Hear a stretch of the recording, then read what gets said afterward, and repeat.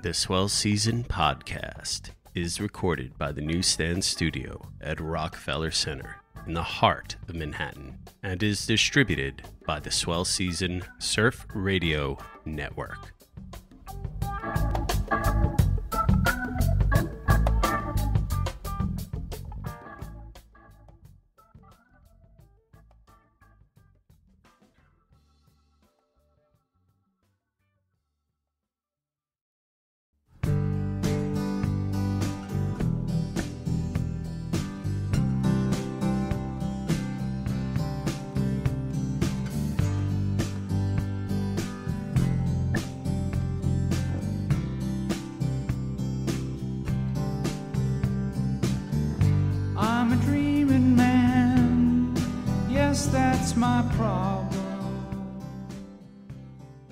Hello, and welcome to the Swell Season Surf Podcast. I'm Tyler Brewer. About 2.5 years ago, we had on the show Mick Sowry, a storyteller, photographer, filmmaker, publisher, author, and good friend.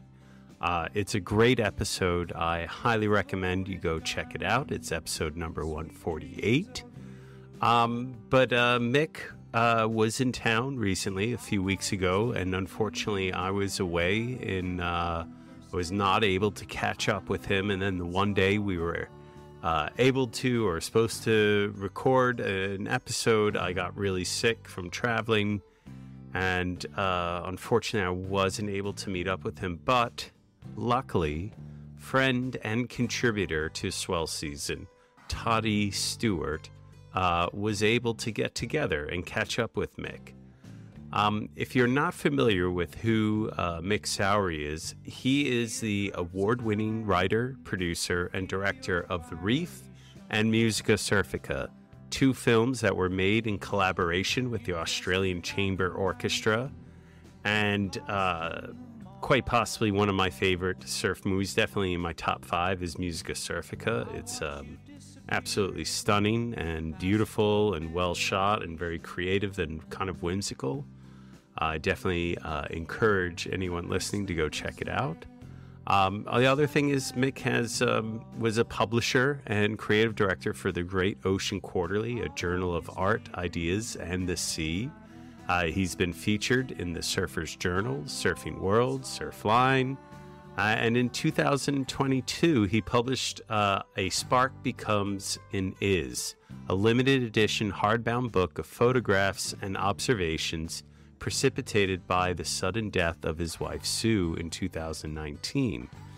Mick's just an all-around amazing guy, and you'll hear in this interview with him and Toddy, you know, he's just an incredibly sweet person you can't help but like and love after you meet him, and just really humble, really smart, very articulate, and absolutely compassionate too, is what I really love about him. And he's very sensitive and open, and yeah, he's just a phenomenal person, and we're really stoked to have been able to get some sort of recording while he was here in New York with Toddy, and love Toddy, and the way he interviews is a lot of fun, and I think you're really going to enjoy the show.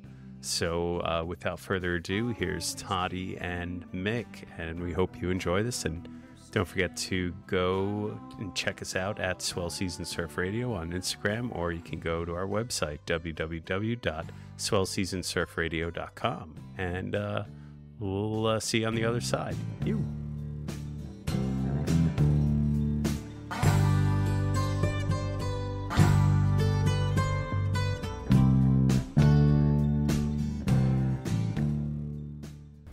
By way of setting the scene, Mick and I are sitting in the front room of my very small Brooklyn apartment. There's traffic outside. My dog is barking at my cat, who are both in the back room. I'm making dinner for my kids, who could return at any minute from the climbing gym down the street. And I am utterly unprepared to run an interview with Mick. Tyler has removed himself because he's sick, which is very sensible, but has left me to do this all by myself. And I wasn't planning on doing that. Luckily, Mick has done it all and has a lot to say about it. He's an impressive guy, and he's a role model of mine, so that makes the conversation a little bit easier. And we decided maybe we could just jump into it with Tyler's blessing. And hopefully with his good editing. I can't tell when I'm not being real. In the meadow dusk, I park my Eurostar with a loaded gun. I don't know. Say 1, 2, something. 3. Yeah. 1, 2, 3, 4, 5, 6, 7, 8, 9, 10. What did you have for breakfast? A croissant. A croissant. What kind of, is it plain croissant? Plain croissant with a black coffee. Black coffee. Yeah. You're not going into the cappuccino. No, just black, no sugar. Right. You're not going into the cappuccino. No, just black, no sugar. Right. We're recording now. Let's see. So I'll just start with this. I'll start in how it was like 8 years ago that I came to Australia. 9. 9 years ago. Yeah. And my trip was predicated on this idea that I was going to make a film about talking to people about parenting, surfing parenting. Mm. And I was going to have to go talk to, like, for instance, Wayne Lynch. I talked to him on the phone, I think. I was going to go up there and interview him and just be like, what's it like having kids and trying to have a surfing life and all that, just talk about kind of parenthood. Yep. And, of course, the day after I got to Sydney with Robinson, my 9-year-old. You had a hurricane or a cyclone. Two cyclones. Two cyclones. Two cyclones that hit exactly where we were going. And I think one of them took out Wayne's house, if I remember correctly. Yeah, well, it's a while back. I can't remember particularly. All I remember is that it was turning to doo-doos for you, and we started talking. Yeah. And I started to give you names and heading south. Yeah, from Sydney. Yeah. I was going to go up to Noosa. I was going to go up the west coast or the east coast up to Noosa, like pinging around, talking to people. All of the notionally significant parts of Australia from a surfing point of view. Or that direction. Yeah. Well, and much more benign when you're taking a 9-year-old. Yeah. And suddenly you're heading south, and it's summertime. And was it summertime? It was. It was, yeah. It was warm. And it was because there was a cyclonic conditions on the east coast. That's almost habitually means that the surf down on our coast is rubbish. Right. So it followed you everywhere, that it was an unhappy coincidence of crap conditions. And I think in the end, you ended up down my way, and we only got little waves there too. Yeah. Which was fine for a 9-year-old just learning to surf. Mm. But what the whole project called The Boy's Journey. Yeah. The whole project was predicated on having these conversations with other parents, more or less, and finding other parents and having these conversations and doing these kind of things. So it kind of went so far south in almost every possible way. And actually, the people that I sent to you didn't have kids at the time, mostly, apart from, I think, on Phillip Island, Steve Demos, who was a great surfer and a dad. Yeah, and he was an great old too. Schoolmate of mine. And then you came over to my coast and obviously, stayed with us. Yeah. And you saw live catastrophe parenting in action. Yeah. Because it was mayhem, usually, as it was at our place at the time. Well, that's the thing. So that's what I was like, well, let's start this conversation with that, with kind of picking up from where we left off in Janjuk. Janjuk. Yeah. Janjuk. Janjuk. So let's talk about that. I mean, you have a boy who's 31 and one's 28. 28. But at the time, that 9 years ago, so Tommy was 19, I think. Yeah. And Joe was take that much off again, so he would probably be in 23, Yeah. or something like that. I didn't meet Joey when we were there because he was off. No, Doing his own well, thing. he would have been. He was living up in Melbourne. Going to the he university. would have been at uni at the time. Yeah. Yeah. So I'll just ask you the straight question now. The straight question thing. What changed for you? My friend Karen is about to have a child. I was talking to her the other day. She and her partner are having a kid. And that's Lou. That's all right. Just talk. The dog barks. Okay. Well, I got to stop him at some point, so he'll just keep barking. I think he's barking at us. Hold on a second. Okay.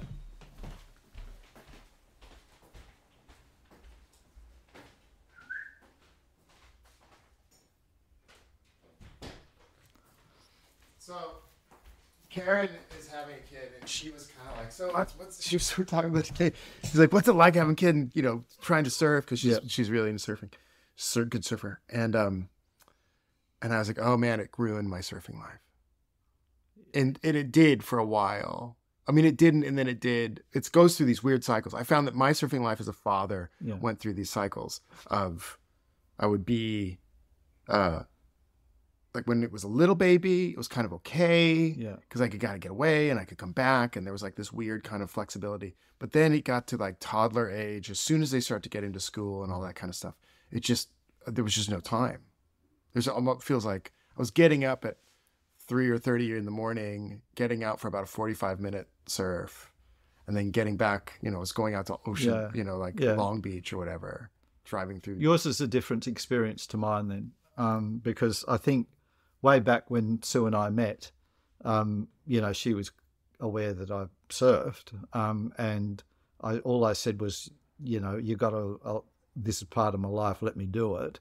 But what was normally, because I lived in Melbourne, so it was weekend surfing for so many years, but because of the nature of where I live, in fact, I probably could say that I got more good quality surf when I lived in Melbourne than I do when I live on the coast, because Melbourne's uniquely situated with 3 coasts, Phillip Island, the Mornington Peninsula, and the West Coast, that are all almost equidistant in time. So an hour and a half, or somewhere between an hour and 10 and an hour and a half, depending on road conditions. And you've got an offshore and good swell, because Victoria is almost constantly blessed with swell. So for all of my surfing life, I could say it'll be offshore and there'll be waves whichever weekend I ever chose, ever. And it'd be only once or twice a year that I didn't score. Through all of those years before I met Sue, I'd have anything from 6 to 12 hours surfing on a weekend. And then because I'd have a couple of surfs a day, both days of the weekend, and I'd have my weekdays at work. And so Sue would just stay at home with the kids? No, this is before Sue. Oh, this is before Sue. Before Sue. Right. So when we married, it was like, okay, and this is before we had kids, which was 6 or 7 years of marriage before we had kids. I'd go for a surf on the weekend, but I'd restrict it to one day. But I could go and have my, get up early and go and have my 3 or 4 hours in the water and come back, and maybe sometimes the next day. But usually we'd do our thing, together stuff. And it was all fine. I wasn't sort of bleeding. And if I had to get up, sometimes I'd get up in the morning super early in a weekday, especially in that sort of switch of seasons where you could get down, leave at 4 a.m., you could surf and be back at work and in the office at 9 and have a couple hours in the water. You've driven an hour, 3 hours round trip, plus a couple hours in the water, but you'd get up super early because sunrise was so early. Right. But when the kids came along, it was like, okay, I can have one surf a week. But when Joey was born particularly, it was like, you're not going anywhere for 12 weeks. So because that was to get through all of that nursing in, so I didn't go surfing at all for 3 months. But what I did do then was go rock climbing around Melbourne, and I'd just disappear for, say, 2 hours, find a wall like a bridge, a bluestone bridge or some bit of rock, and clamber, because this was before climbing gyms, but there's a parallel in the rock climbing experience, that thing of focus and physicality. And either that or I'd do laps at the pool. What did Sue do? Did she get away to do anything like that? Well, Sue was much more a social beast, and it was time away, time with friends, or she'd go, do the gym and stuff like that. But Sue was blessed with natural athleticism, that she had a six-pack her whole life without going to the gym. And those rare occasions that she'd go and she'd go, yawn, it's so boring. But she'd turn up and people would go, "Oh, how long have you been coming here? You look so fit." And she'd go, "Never," And she had an extraordinarily lucky metabolism. So did you find in your unlike me? I don't know. You look all right. Did you find in your relationship? I mean, how long were you guys married? How long were you guys together? 35 years. Wow. So, what part did surfing and that sort of that ability to get away from each other? Oh, look, it wasn't trying to get away from her. It was to get that water time. It was more my mental health as much as anything. And Joey at Sue's funeral made a very funny section of the speech about, when I was around, why don't you go bloody surfing? And when I was away, where is that man? He's off surfing again. So it was those natural push and pulls of a relationship. But she was incredibly generous with, I'll say inverted commas, letting me go for a surf.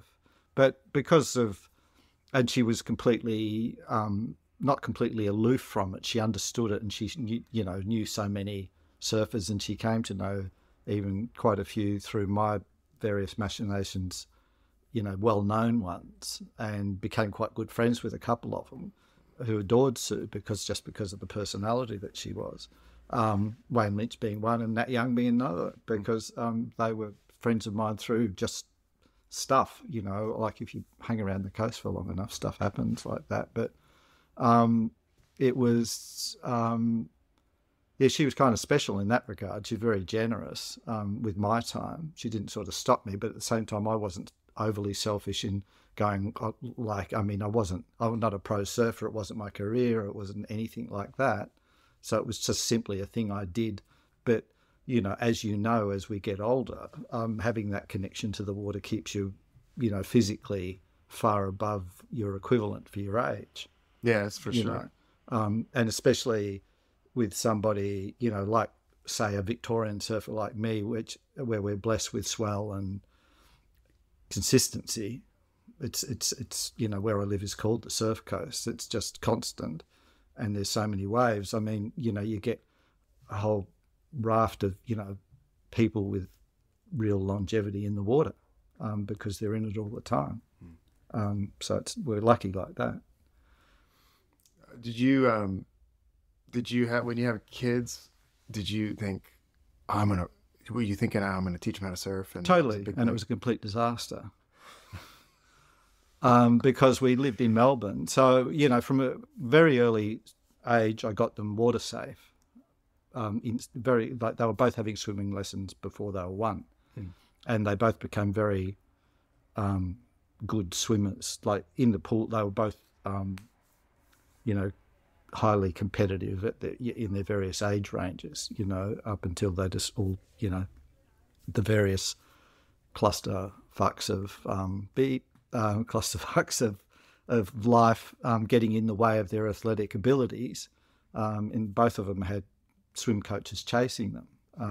And they had success and they were built for swimming. But when it came to surfing, both could surf a bit. I got them to that point. But an interesting thing happened with Tom, my youngest, who was very athletic in a board sports way. He's a great skateboarder and skater. He was a blader as well. Everyone says fruit booter, but if you watch the way they injure themselves, there's nothing fruity about it.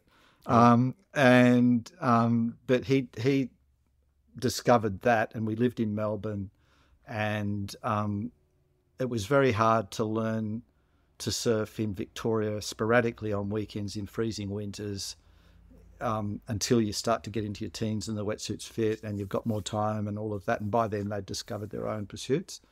Both can still, like Tommy, because of his injuries, can't even, he's got shoulder dislocations and all of that.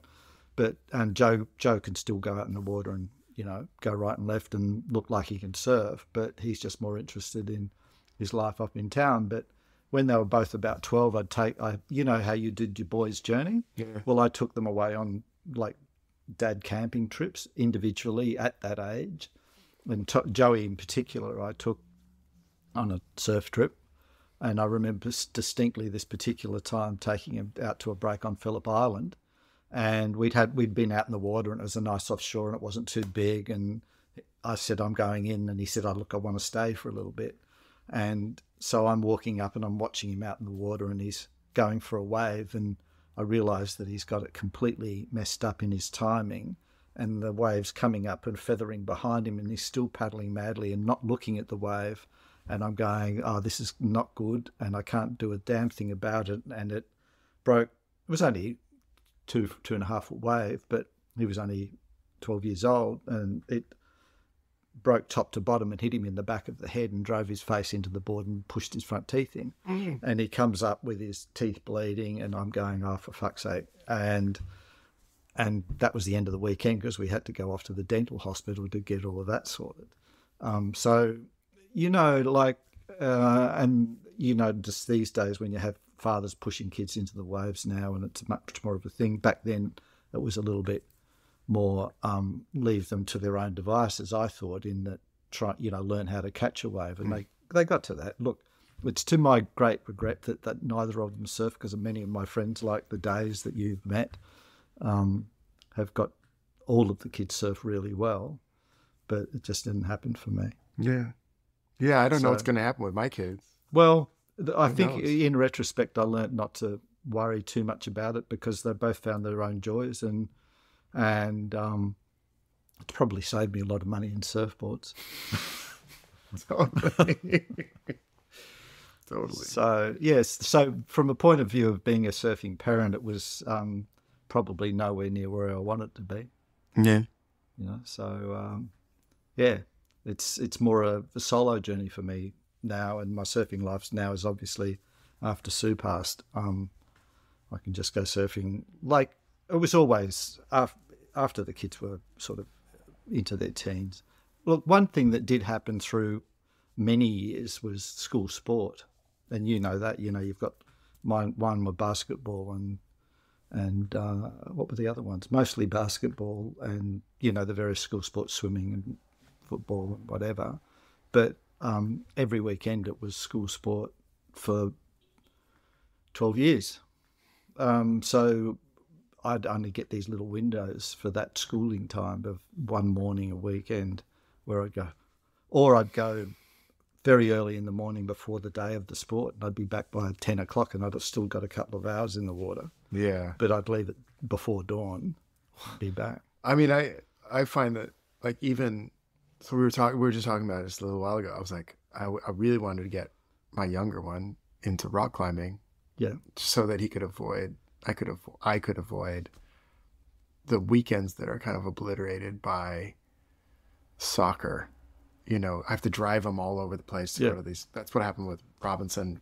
Got super into soccer, which also kind of killed my surf time because the big time for me to surf was always kind of Saturday and Sunday mornings. Also on the weekends, and then suddenly there was soccer on Saturday and soccer on Sunday. And I mean, the only other alternative was to not have them do it. And when my kids were at school sport was compulsory. Oh, it was? Yeah, so they had to do it. Oh, interesting. So they had to choose. It was through the year that was whatever sport was the year's sport. So every weekend for literally those 12 years, 15 years, I was taking kids to school sport, or we were, school basketball or whatever. And it was fun. It was all part of that life. But I sort of would love to have introduced them to having the oceanic life and all of that stuff. One thing I will say, though, is that to do with just that water safety thing, and I did get them to the point when we were, for years and years, when particularly in their, before they were 10 or 11, because we have every holiday on the coast in the surf, and I would purposefully let them be caught out in rips, and I wouldn't let them ever go unsighted, but I'd let them go into the water, and if they got into the rip, I'd let them go out in it, and then I'd go out and get them, and then I'd say, okay, what's happened here, and where was it? And that got them to the point where they'd know where they could do it. Yeah. And it was also a thing where they always knew they were safe because I was there, but I got them to the point where they knew how to read it so they didn't get into the problem. So now, like, in fact, when we first moved to the coast, and Tom was, I think he was 15 or 16, and he hadn't surfed. He'd been actually over here in California to be in a skate film. And he came back and we went for a surf at Bell's, and he wasn't board surfing at the time, and I'd made an alaya, like a pipo alaya, like a belly one. And he unsighted, hadn't been to Bell's before. He was out the back before I was, and roaring across 5-foot bells and it was proper sized bells, and he was just bang into it. He got it, and it was so frustrating when he goes, yeah, but I don't want to be a beginner again. Like, he had all the water skills, like the knowledge, the feeling, but he was so used to being like world class prone on the skates, right that he didn't want to go through that thing, self conscious and being the new kid in town and all of that. Right. And by now he'd be hot. Yeah. And he probably wouldn't have had the injuries that have almost crippled him. Yeah. Yeah. I mean, that's why I started surfing. Well, besides the fact that I was a wannabe surfer for many years up in Seattle. Yeah. But I fell off a cliff. I was rock climbing at 15, and I hit, and it was hard. And I slid, and I was out, and all the things, and then the medevac came, and all, I'd fallen a long way. And then I was snowboarding a lot of the time. My father was a ski patrolman, and I was falling all the time. I dislocated my shoulder. I broke my elbow going off a cliff, like all this stuff.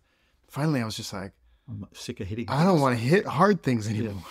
Yeah. Well, that was my attraction to surfing almost from the beginning, was that you could fall and not be hurt.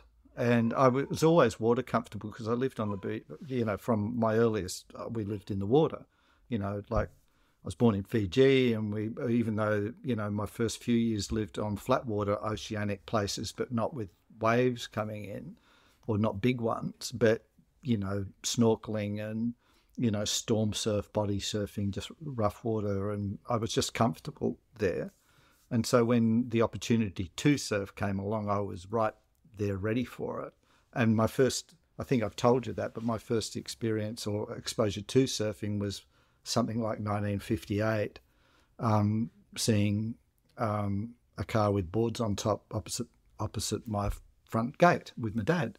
And that perked my interest and got me intrigued. And I'd always be seeing that, and I'd see it on the television when television came, because it was actually pre-television in Australia. And I saw it on the telly, early, like Pat Curran type Waimea Bay stuff. And I go, whoa, whatever that is, that's me. But it was until I was like 14, 1968, that I actually, or 13 or 14, that I actually got on a board, and it was sort of all over Red Rover for me then. But again, it was, the learning experience was 14. Nowadays is a late stage surfer learning, but now 14's 55 years ago, So, well, I think a lot of my friends who have kids who are surfers, they're thinking like, I don't want and a lot of them started late, like really late, like even later than me. I mean, I started surfing at 17 or 16 or 17, right? Like that's when I first went into the water. I'd done everything else, but so I started really late. Yeah. And all these parents I know are thinking to themselves, oh, how do I get my kid to start earlier? Yeah. And, look, and that obviously begs into that fallacy, or not fallacy, but that whole rabbit hole of surfing dads like sport dads. You hope that they'll be good enough to be a pro and all of that. And that crossed my mind, particularly with Tommy because he was, very athletic in a kinesthetic sense, although, he could have probably been, he had the physical talents to do it, but you have to have the opportunity. There's a million John Florences sitting in the Midwest, probably. Yeah. Or in Mumbai. But you also have the mindset that you want it. Yeah. You have to have that mindset. The Yeah. kids, I mean, you see the kids doing anything. Yeah. And the kid that's like sitting there and is just as good at, rock climbing as Ruben's good as any kid in that gym over there at that rock climbing gym. He's just like, she's like a little spider. Boop, boop, boop. Yeah. But I'm like looking at him going, oh, you don't want to be told what to do. You don't want to be coached. There's a mindset you have to have early enough. It seems like the people who do pro stuff are already predisposed to being so focused on one single thing. That's that thing of at pro level of anything, you have to have an obsessive mindset about one thing. Yeah. And then you'll become good enough because obviously, we've all seen talented surfers that have got other interests in their world, and they will never be like pro level, but they're much more enriched humans for that because they've got a diverse set of interests. Yeah. And I'm I'm happy that I never went into that space. You have little daydreams about it when you're 17, but Christ no. I'd much rather have, despite all the catastrophes of, we all have in life, like I'm happy the way I've gone. It's because I've got to do the other things that I'm interested in, so that's kind of, so surfing for me is one of those things I do, and it's been my lifesaver, particularly over the past, surfing hasn't been my lifesaver at all, but what it has, the act of sitting in the water has been a lot, because that quiet space, as you know, and probably all through my surfing life, I've sat thinking more than I've done surfing, because we all do that. But it's also, like in my advertising years, I'd be sitting out the back trying to nut out a problem, a work-related thing. And when I'm not doing that, I'm thinking about some other thing in that sort of variety of creative things that I sort of actively pursued trying to fail at. So, but, just continually trying to do stuff. But surfing's that thinky place. Yeah, it is. All right, I'm gonna stop us here and make maybe a cup of tea. All right. Would you like a tea? Sure. And we will be right back. And now, back to our show.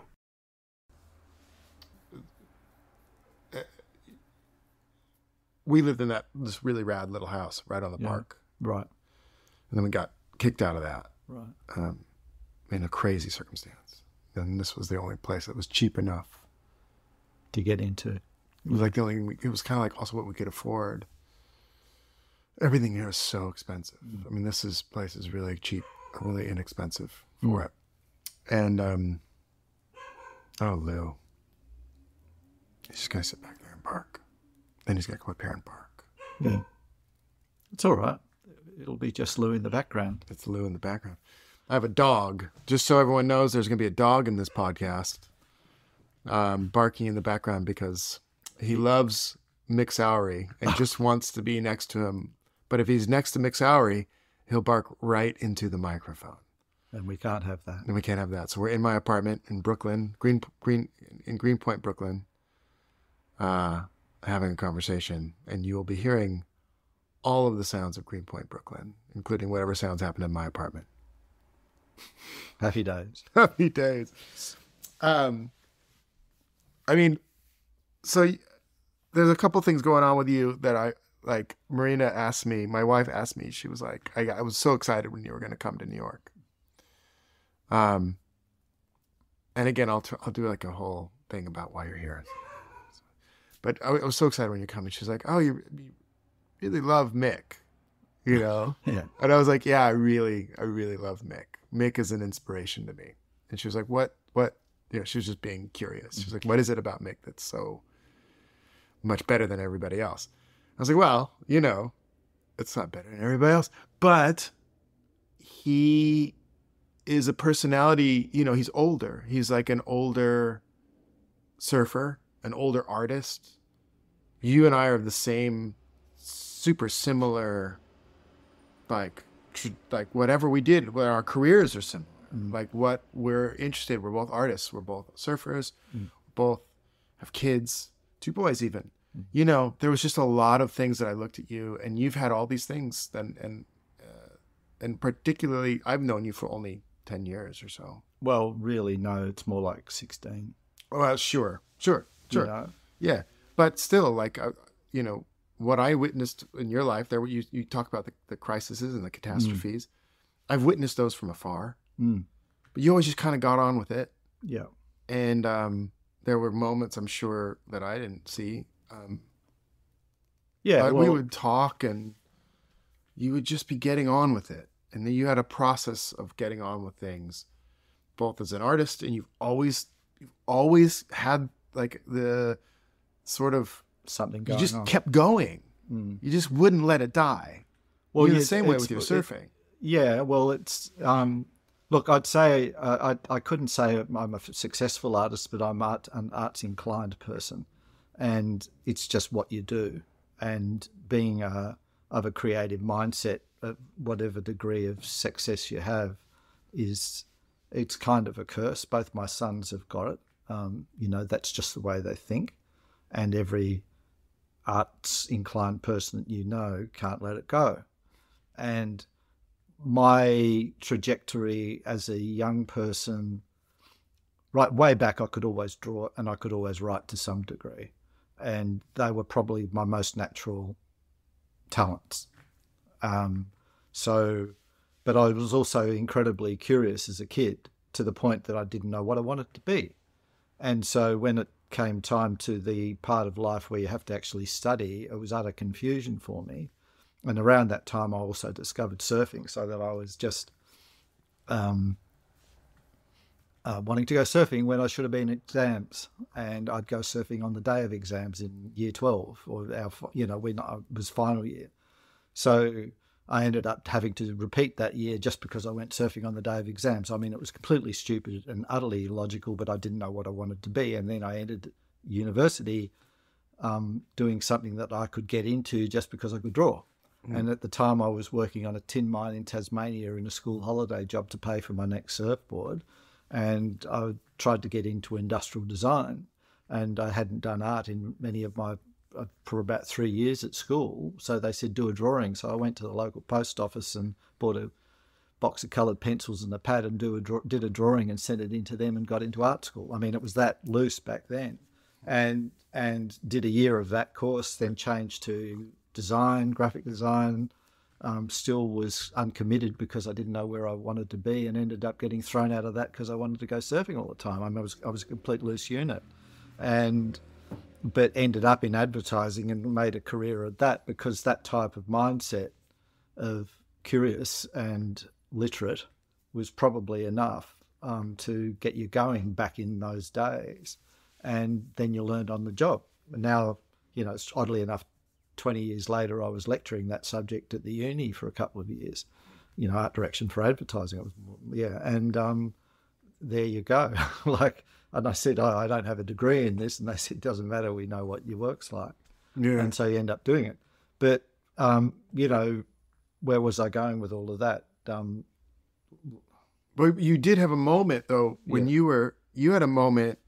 I don't know, was it a crisis? When you made Musica Surfica. Yeah. No. Was that a crisis moment? Yeah, that was a crisis moment. So go back. I had a life in the ad industry.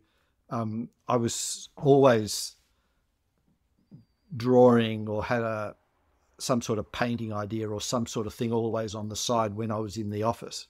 You know, I even had my own business for a while, but every time I had downtime, I'd be doing little paintings. I had 2 parts to my studio, which was the painting bit and the work bit, and it was all just exploratory, mucking around, you know, satisfying my own little curiosities.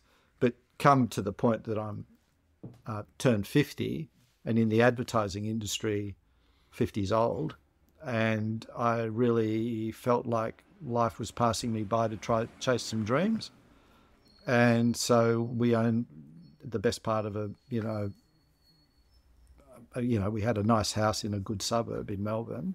And Sue said, look, you're driving me nuts. We'll, at least try. And we sold our house, and I put all the money in the bank and started to make a film that was about surfing.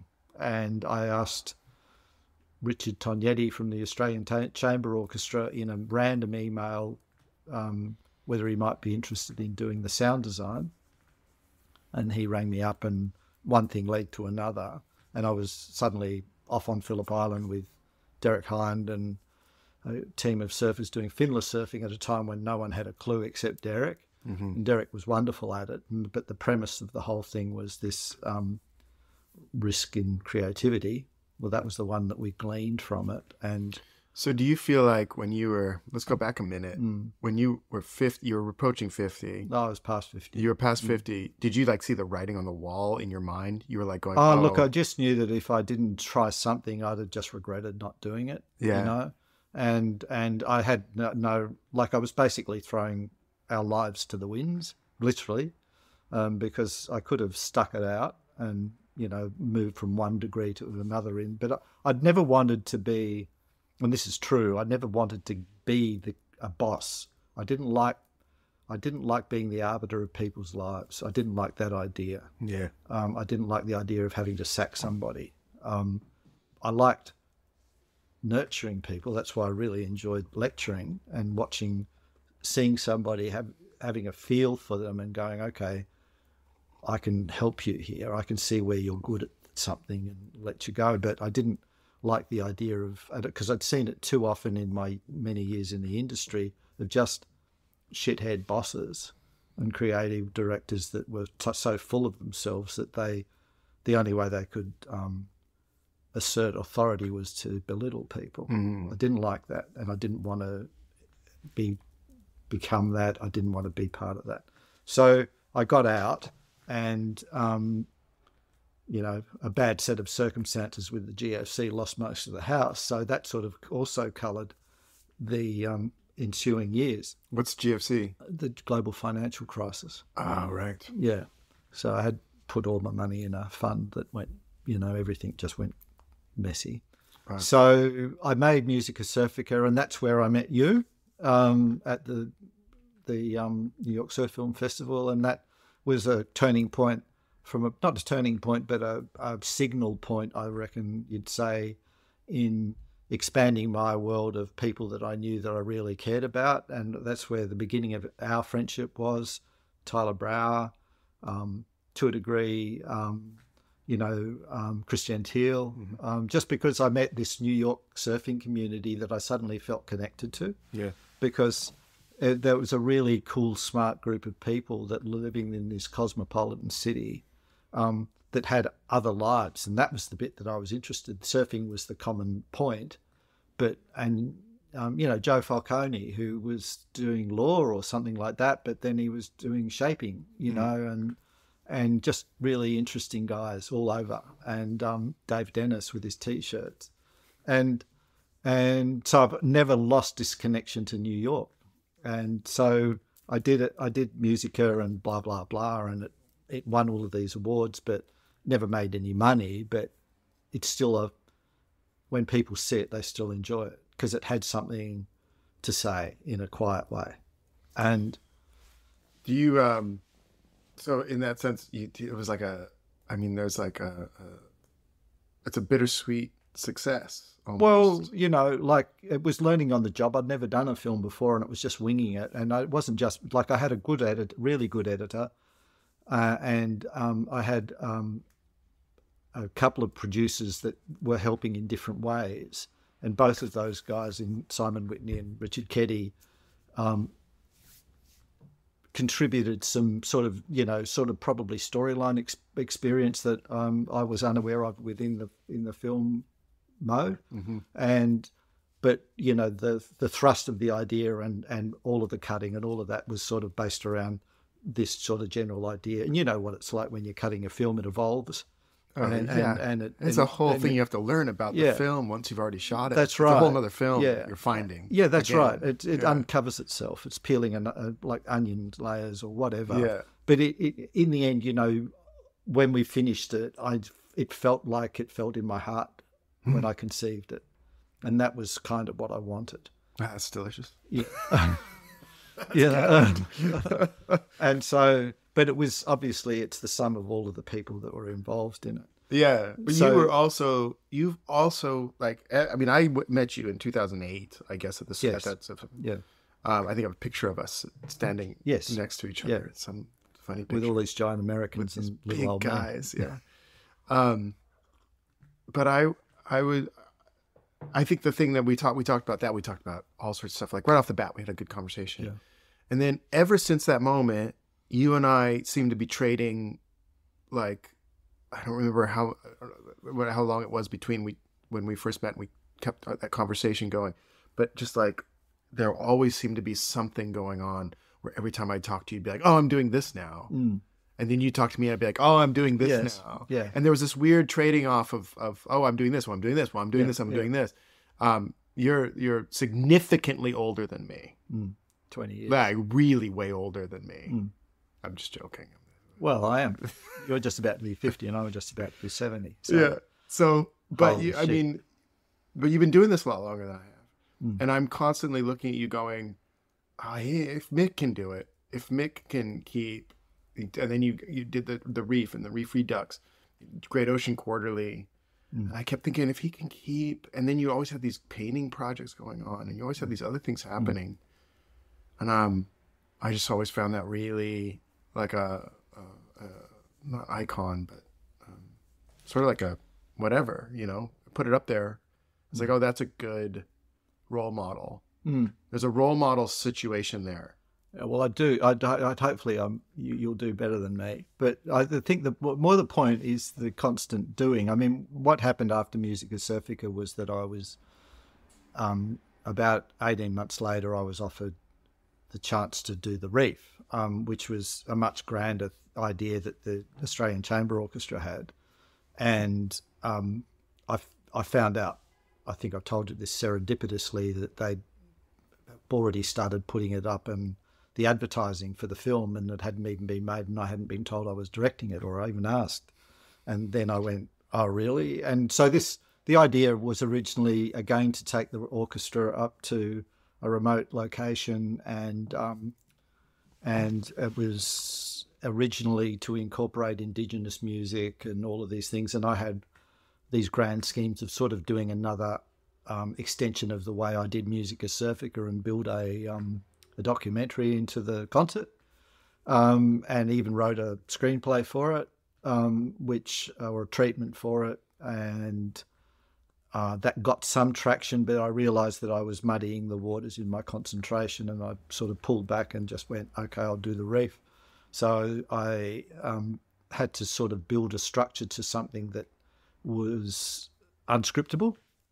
And so I just decided that when we go up there, we'd try and build a timeline in the shooting that was dawn to dusk, that was analogous to birth to death, which was high in my mind because in that particular, or just a couple of years prior to that, I'd lost my dad. So mortality was high in my mind. And so we went up there and that became the substructure of it. And I went up there with a team of about 10 surfers amongst them. There was the main ones would have been Derek, who was also the director of the surfing because it was all supposed to be finless.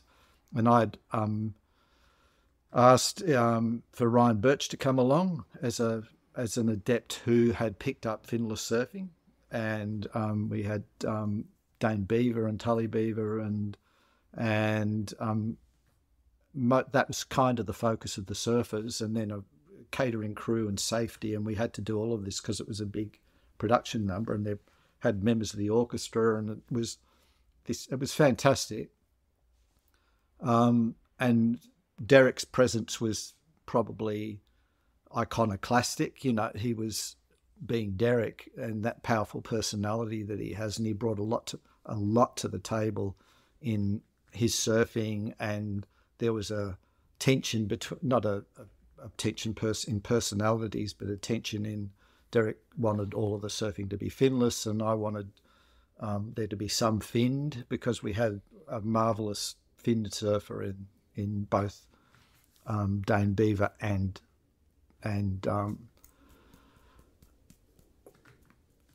Ryan Birch. Sorry, yeah, that's an elderly moment. And Ryan was astonishing, and he was just 21 at the time, 21, 22, and a revelation because of his brain, because he's an incredibly smart young man, and he had these boards that, it's pickle forks and these strange things that he was evolving at the time that's turned into a whole movement now.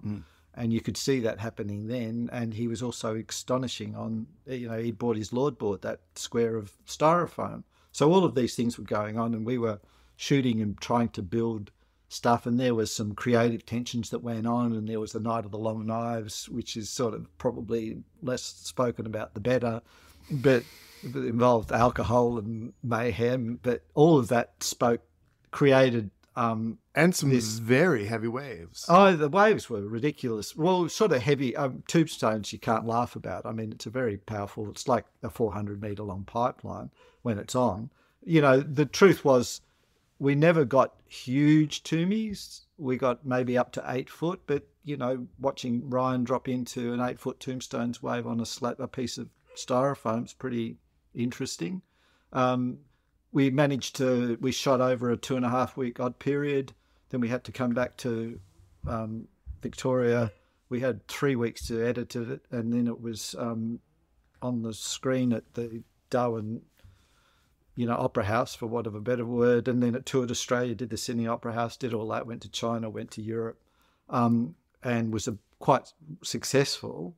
And I was as proud as punch of it. And, I must mention, obviously, that my shooter was John Frank. And so John and I and Richard were the core creative team on it. And we were choosing music that Richard had a bigger palette of music, and we honed down to these particular 21-odd pieces that we had to then, put them in a chronological order, think about the feeling for the day, this mythic day of dawn to dusk, birth to death, and try and build it out of all of the footage we shot.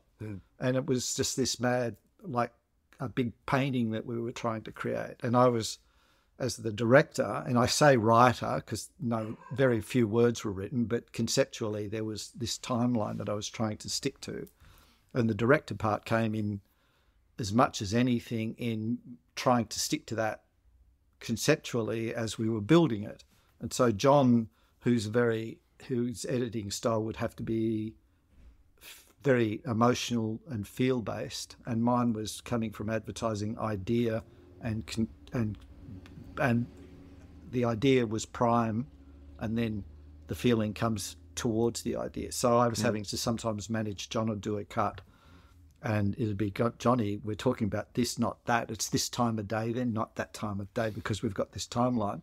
But his feeling for the actual cutting was just, he's brilliant, and he brings that brilliant eye to things. Yeah, that flow and the feeling. And he and I, over that Reef and the subsequent one, became very close friends, and we still remain so. And it was, but very different creative styles. And actually that period also created a fantastic relationship between John and the orchestra, and they've subsequently done a few things that where Johnny's done some stuff. He's done a thing called The Crowd, and 2 or 3, like great friendship. There's probably 3 things that he's done since with Richard. You, when you look back, kind of these cycles of your life or these sections of your life. I mean, do you look at them like that? Can you see different? Oh, that yes. Well, that period with the orchestra is definitely that. I think on reflection, I was definitely biting off more than I could chew a lot of the time. I was going, I've got no idea. Like, if you can imagine sitting in a little studio in Janjak cutting something that you know is going to be on at the Sydney Opera House in 2 weeks. Yeah. You know, that's pressure. And then doing it again a couple of years later with even more pressure because, you know, there was, you know, benefactors throwing money in and we need to go up for another shoot. And all this seems like a regular pattern with you in your life. I mean, you throw yourself into certain things. You go surfing instead of taking your final exams. You write, you draw, you go to the post office and you get some pencils and you draw something and you send it in, and they're like, yeah, come to school here, and you go to school there. And then you go to school and then suddenly you're like, oh, I guess I'll go into advertising. I mean, I don't know how that worked. You met Sue, suddenly you're like, well, I guess I'll be partners with this person, you know, and then you're having kids. And I mean, it feels a little bit like you've had that sort of sparkly ability just to tumble into things. Yeah, pretty much. Do you feel like that? Yeah, a little bit. It's more like it's not planned, but like I probably, if I've got a talent, it's being fairly good at a lot of things, but, you know, jack of all tradesy, you know, and I can understand things quite quickly and get my head around it. So that lets me, but there's a bit of kill 'em all, let God sort them out, you know. It's like I'll just give it a crack. And how does that work with you and the idea of failure? Oh, well, that's just hand in hand. I feel like I've pretty much failed at everything, you know, honestly. But you've got to just try. And that being said, you know, like I'm very critical of the work that personally critical with the ACO work, only because I know that on reflection I could have done so much better. And that's the Australian Chamber Orchestra. Yes, ACO, Australian Chamber Orchestra. Yeah. And you've got to remember that this is an incredibly significant group of people. You know, Richard is one of the finest musical artists Australia's produced ever. You want to watch him play. His partner, Sadhu Vanska, is... The whole orchestra is full of virtuosos. They're amazing. The Guardians called them the finest small orchestra on earth. I've seen them play at the Ohio Music Festival, and the American crowd was rapturous. You know, this is discerning, you know, with Dawn Upshaw, who's one of the greatest singers in America, you know, watching her with them. Like, they're phenomenal. So it was a great privilege of me to actually be included in that sandbox for 6 or 7 years or more. And I'm still friends with Rich. He comes every time there's a swell, he rings me or he texts, you know, what's the waves going to be like? We go surfing.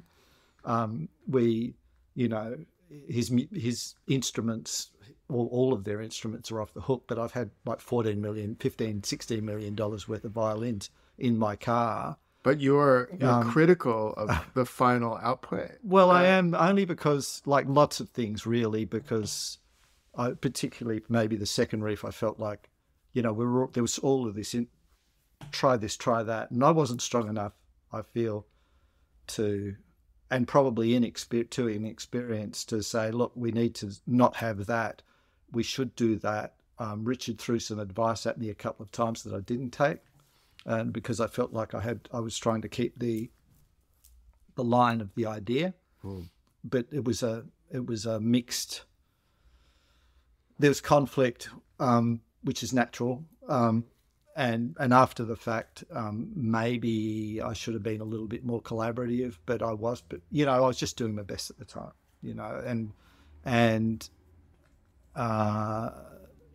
it's my mind playing games with me about what could I have done better. And when I look at it, it's good, but obviously with any artwork, it could have been better. But subsequently, the ACO's gone on to do 2 other things called River and Mountain, which I urge anybody listening to this to get onto iTunes and look up River or Mountain because they're incredible. Then you, after the Reef, was that when Great Ocean Quarterly came up? Well, yes and no. I'd had this idea for a magazine for people that were world curious people with a passion for the sea. So let me just set this up, because Great Ocean Quarterly came in between. In between the Surfica Musica and the Reef, or the Reef and Reef Redux. Yeah. Well, I had the idea for the GOQ probably in 2008-9, Right. you know, around the same time that I met you. Yeah. I was designing it in my computer. So, you know? so the Great Ocean Quarterly, so people who don't know, and you should, Yeah. you know, it was semi-annual. It was for a while. No, it was a quarterly. It was Yeah. for a year. We did it for 3 years. Yeah, for a 3 year. years quarterly. Of art ideas in the sea. Yeah. That was What's the crux of that. the elevator pitch on GOQ, and then Well, I designed it. It was sitting there. One of my friends, Mark Willett, had said, you know, we were just yarning, and I said, "Oh, have a look at this." I don't know. I can't remember. I showed him, and Mark's quite entrepreneurial, and he said, "We got to do this." And it was a magazine, a quarterly magazine. Quarterly magazine. But well, it was Great Ocean. But the idea was for, as I said, world curious people, that curiously minded people. With a lean towards the ocean. Anybody with water out the front would be interested in what we have it. But it wasn't about surfing. It couldn't be about surfing. It had to be about philosophy and poetry and art and photography and literary writing and stuff. It was like a mixture of National Geographic and New Yorker and Nautilus magazine or something like that. But it had to be for people that thought, you know, and that was it. And so I was hooking in anybody I knew that had good, and say, could I use this in my mock-up? And I just designed it all and went, okay, this is working as a thing. Let's see. And then I just left it there, but it was just niggling at me. And Mark saw it, and then he said, let's do it. And we thought, well, I can't be the creative, you know, I can't do everything. I can't be the editor and the designer, and it's just too much me. And we had a mutual friend in Jock Sarong, who was a lawyer, very clever lawyer, barrister, who was wanting to jump into novel, you know, as a novelist. He'd written his first novel at the time, and he was leaving the law to be a novelist. So he was like all punting his life on that. And so we brought Jock in, and Jock brought a fabulous voice to it and some discipline that, you know, if you know the mental force that a barrister has, he brought that sort of mindset to it. So it was very focused and strong, but he was well read, and he could do that part. And so we had this really good mix of three guys with very extremely different personalities. So you you just came out with another. I just received it literally today in the mail.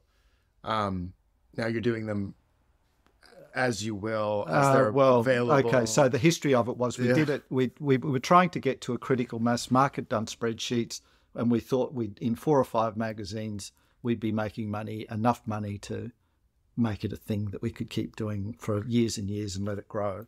As it turned out, after 3 years, our sales were going up, but we needed at least another 3 to get to a point where we could think we were getting there, and we didn't have any money left. And, you know, it was literally a case of, well, we got to pull the pin. Even though we'd planned another publication, we had this day where we were going, we're going to do this, we're going to do that. And then the spreadsheet came out, and we went, we can't do anything, abandon ship. You know, it was literally every man for himself. So what we did do was promise to each other that we would make sure that every single debt was paid and every person was paid out. Right. And it was sort of cut clean, and that was it. But it all cost each of us quite a bit of money to do so. So it was a great big loss. We never made a penny the whole time, but our heads were left high, you know. And so... Give me 3, let's just, 1 to 3 exemplary articles or projects or presentations inside the GOQ from those years that you're these ones are... many of them. Yeah, but these ones are, like, they don't have to be your favorite. They don't have to be... But, like, okay, this one really exemplifies what GOQ is all about. Oh, well, okay. I'll give you 3. There was, through that period, I became aware of a Victorian writer called Gregory Day, and he had a piece in our first and second issues called The Sea Grenades, which was a short story about sort of alluding to the Silky, the mythical sea folk of the Hebridean tradition, but he'd written it in an Australian context, and it's a love story, and it was just the most beautiful thing. And the experience for me to do the design for that and create that flow, and that actually started a. Are we still good? Yeah, we're good. Yeah. That started a friendship that sort of progressed through to now, and we're really close mates. And he's a mentor to me. At the same time, he's 10 years younger, but everyone's 10 years younger than me. But he's a brilliant writer. Like, you know, he just won the Patrick White Award for Lifetime Achievement in Australia. Like, he's a really great novelist, a really great writer.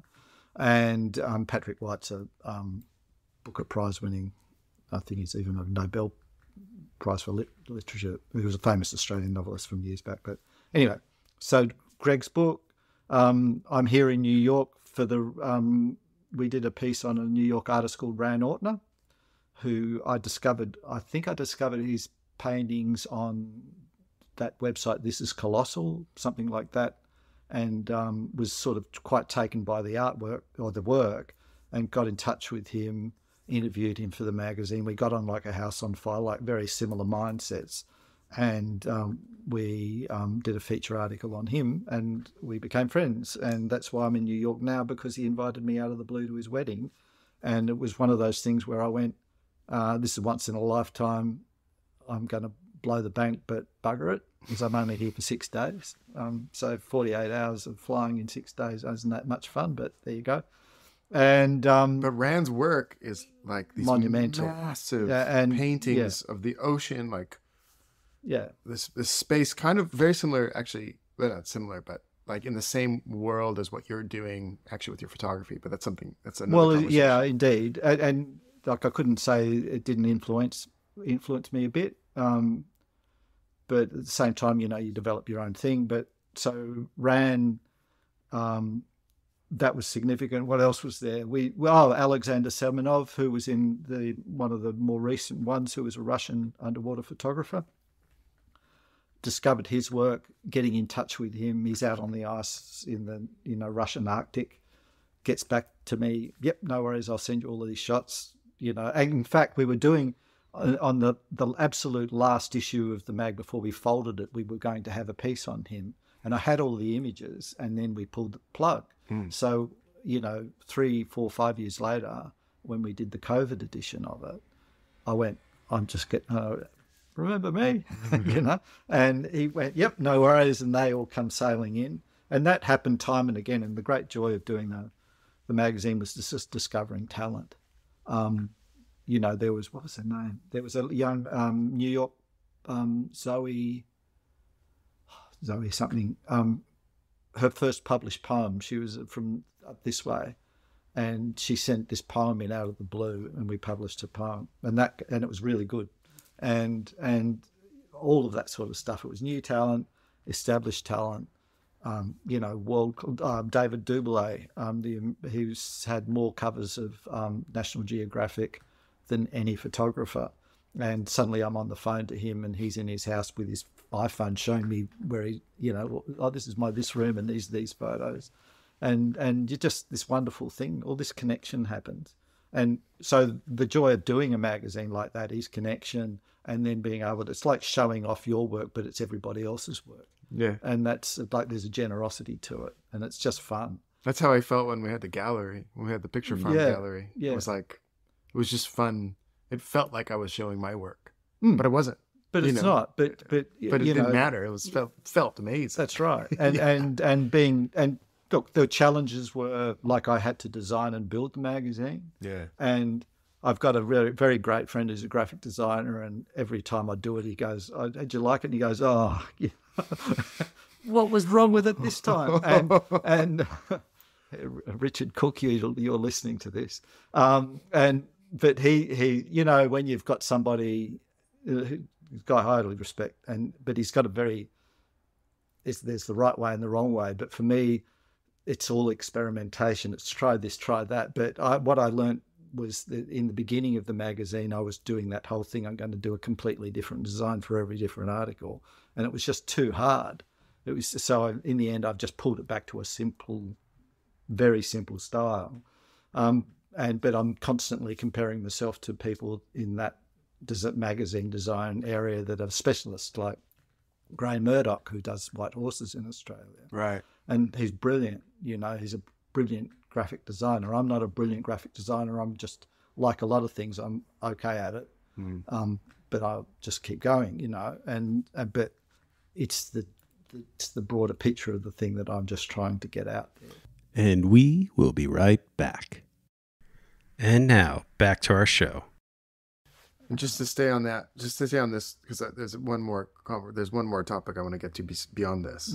But just to stay on this, you then roll kind of directly in. When did you start? I mean, have you always been a photographer? Have you always been taking pictures? I've been taking pictures since I was at art school. In fact, I got my first camera when I was about 6. So it was always something that was a noodly interest. Let me just set this up real quick, because obviously listeners may not know that the work you're doing now, one of the things that you're doing right now is you go out to the coast and you take these absolutely ethereal, weird, luminous, like ferocious photographs of you do your you'll do great surf photography, but then you'll go off to the corner at the right moment because you know that area so well, and you know what's going on with the light, and you know what's going on with the weird environmentals and everything like that, and you get these incredible bizarro moments of churning ocean. Like, it's not meeting the land literally, but you can see the land underneath where it's pushing the water up, and it's just in these churning, beautiful, soft, like I said, luminous things. There's this great darkness and this great lightness in these kind of in between spaces in these photographs.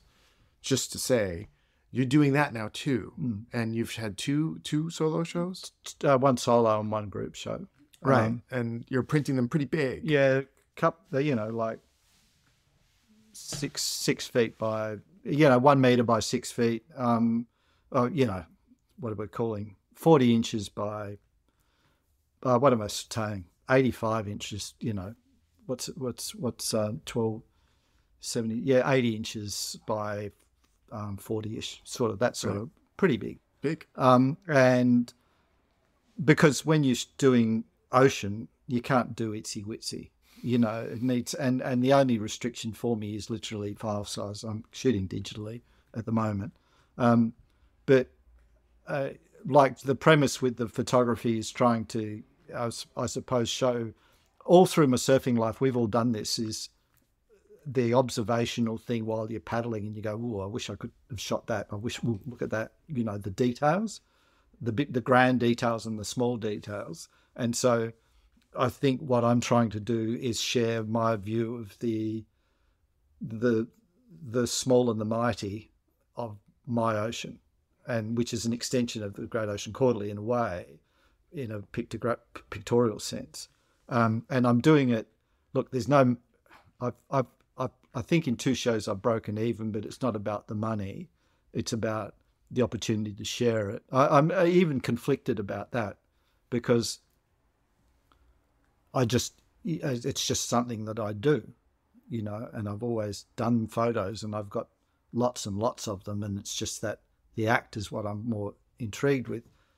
I'm also painting, but I paint in oils, but I'm scared of it, but I'm okay at it. And if I did it all the time, and this is the problem of my life, has been lack of focus, because it's do that, then I do that, and then I've got 3 or 4 paintings on the go at home, but I'm scared of them because it's got to the point where, it's pretty good, but I don't want to stuff it up. And you've got to, and then I forget, I've got to go and remind myself of what it's process driven. Post Sue's illness and death, painting particularly for a while there became a bit of a rescuer, because both Tom and I were grieving. We were both at home, and we started, and this is a digression, but we used to do this thing called tag team painting. And we were both, this was particularly in the first sort of 8-10 months after she died, was, after I abandoned learning how to play the guitar, we'd have a canvas, and the rule was, you do something, then I do something. whatever we did, we can't criticize. And when it's whoever calls it, this is the end, that has to be the end.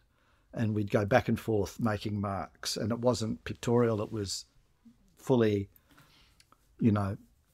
high abstract expressionism, as loose as hell. But, it was such fun. And it was a shared thing, and it got us out of our heads, and it was a creative thing. And, we've got them all over the place. But I'd be doing my own paintings, and Tom's got his own paintings, and he was going through all of his tortures after his failed operations and stuff like that. Mm. So we were just sort of navigating life. But that's the one thing about your photography that I look at now. I see the paintings every now and then. You put one up on the Instagram, but maybe put Tommy's up on the Instagram. Yeah, I do both sometimes. Yeah, with your photography, I look at it every time I see one of your photographs. I'm like, it looks so much like it's your perspective. It looks so much like I can't show up and take that photo. I'm a photographer. Mm. I can't show up and take that photo. I don't know. But I look at your photos and feel the same way. The atmospherics going on. What is it like? It all feels so much like it's you. Mm. Like the knowledge and your angle. Well, it's a bit of everything, because they're also often, compromised exposures, and there's so much that goes on in the sort of teasing the image out of the thing. Like they haven't shifted. It's not like Photoshop changing things at all. It's literally, and I'm not trying to make. Ansel Adams, I think it was, said, "You don't take a picture, you make a picture." Mm. So it's like grading a film or something. It's going, okay, this is our base image. What are the things that you want to emphasize in it? And if someone asks me, I say, well, I'm trying to create an image that reminds me of how it felt when I was there. Hmm. And because it's, particularly the one spot where a lot of my stuff is taken is a place down on the deep southwest coast that's got a cliff behind it, and the light's quite unique, and it's a surf spot that I've loved for almost my whole surfing life, and it's a very heavy, like deep water right-hander, spiky rocks and dangerous and all of that, and there's a shipwreck there. I'm not giving anything away, but it's full of portent, and it's so much fun because every surf you have is an adventure there. But the spot that I'm shooting is actually the shoreline, where it's just heaves, and in a big swell it even heaves a lot more, and people, if they saw the picture and then you were able to drop a person into it and got the scale, you go, oh, holy crap, But it's a wonderful. So I'll park myself there behind a rock in a storm and let it all happen. And it's late light and it's all mayhem. And then I take it home and see what comes out. And, oh, look at that. And then, and then you tease out the image. Yeah. And part of my challenge moving forward in that developmental sense is finding other locations that give me that, because it's not like if I go to my locals, Bells, Winky, etc., the light's falling a certain way, but the problem with all of those, it's basically surf photos, and I don't want to take surf photos. Mm-hmm. I want to take oceanic, heavy, like a little bit. There's a German romantic, Caspar David Friedrich, who, like, I was always taken by his stuff when I was at art school, and I'm sure there's a million other people that are in love with that romanticism thing, but the feeling, that sort of elemental, like Turner or somebody like that, that it sort of, and it's trying to find a way to do my take on it. And in talking with Ran Ortner the other day, because I was actually here partly to see if I could show my work in a gallery here, but then I went, stuff it. It's just because, a 70-year-old bloke walking, oh, you want to see my pictures? Mm-hmm. Nah, I'm not going to do that. If someone finds me, fine. I don't give a rat's ass otherwise. But it's just, I want to keep doing it, because in the end, the whole point is to do. I would say this, they are surf photos. I mean, I don't mean that in a way that you're thinking of it, but I mean, I appreciate those photos as a surfer. Yeah. In a way I might not if I was. But that's the secret spice, for in the sense that a surfer will look at it and go, I know what's happening there. Well, I'd see there and be like, whoa.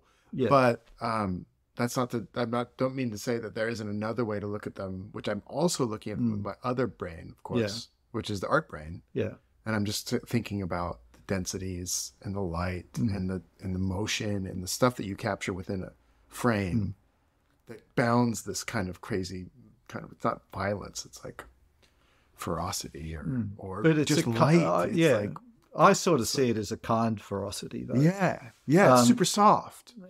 Because I mean, my relationship with the water is fairly benign. You know, it's not a thing that I'm necessarily like I'm at ease in the sea. And that doesn't say I'm a great surfer. That says that I've just grown up around it, you know. So it's just a thing that I'm not. It doesn't. Of course, we all have scary moments, you know. But I think the key to those scary moments is to be able to have a mindset that says I'll work this out now, and I'll predicate that. Say my partner in the magazine, Mark, is an ocean racer. You know, he's done 2 Whitbread round the world yacht races. I mean, he's a waterman par excellence when it comes to big, scary Southern Ocean yacht racing, which is a whole other thing, because that's, I sort of might call it extended courage. You know, it's you're throwing yourself into the more of, like, you're into the pit, basically. You can't get away. And you do that surfing in reasonable sized waves, you know, anything over 6 or 8 feet becomes a little bit of that, and you'll go. And that's probably my joy, is in that sort of medium range where you can go out and have a little adventure for the day. And you might have a moment which you go, oh, this is a bit sketchy. But then you go home.